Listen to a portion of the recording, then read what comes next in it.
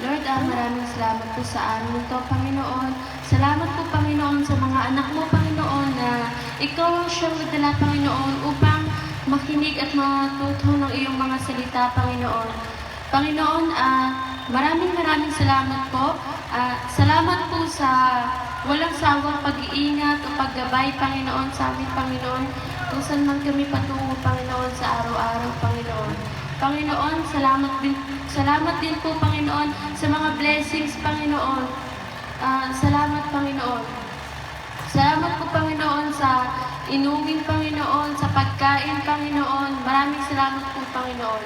Panginoon, wala po kaming ibang sasabihin, Panginoon, kundi salamat, Panginoon. Maraming salamat po.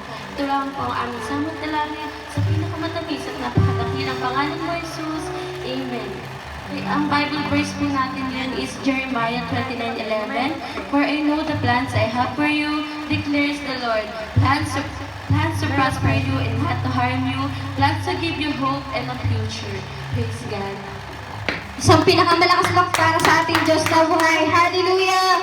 Sige po, malakpan natin ang ating mga kamay para sa ating Panginoon. Hallelujah!